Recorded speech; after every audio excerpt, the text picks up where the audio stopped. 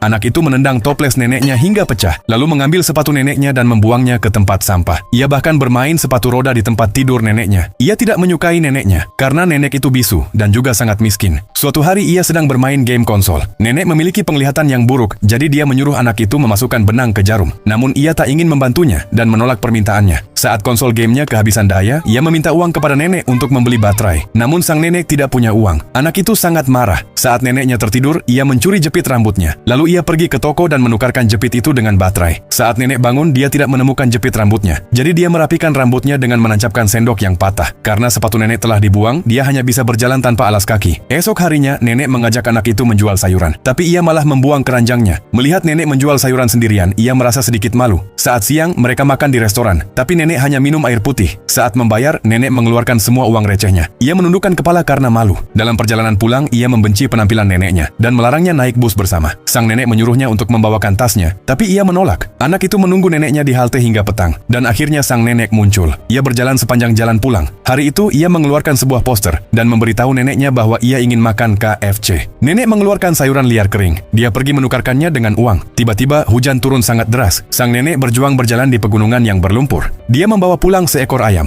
Saat sampai di rumah, tubuhnya basah kuyup. Ia segera memasak ayam itu. Tapi ini bukan ayam goreng yang ia inginkan. Anak itu menangis karena marah. Nenek memberinya satu paha ayam, tapi ia menjatuhkan mangkuk ke lantai. Sang nenek tidak marah. Dia membersihkan mangkuknya dan bahkan memakan nasi yang sudah jatuh. Malam hari, ia terbangun karena lapar dan memakan ayam rebus yang dibuat nenek. Namun esok harinya, sang nenek jatuh sakit. Melihat jepit rambut dari sendok patah di kepalanya, anak itu merasa bersalah. Jadi ia mengembalikan jepit rambut itu kepada neneknya. Anak itu bahkan mulai merawat neneknya. Ia membawakannya makanan. Hari itu, ia pergi bermain sendirian. Sang nenek memberinya sebuah kotak kecil. Lalu ia bermain kereta dorong dan meluncur menuruni bukit. Namun ia terjatuh dan hanya bisa pulang dengan kaki pincang. Saat itu ia teringat kotak itu. Di dalamnya ada uang yang disimpan nenek untuk membeli baterai untuknya. Ia sangat terharu. Saat melihat nenek berjalan ke arahnya, ia tidak bisa menahan diri dan akhirnya menangis. Ia akhirnya menyadari bahwa neneknya mencintainya.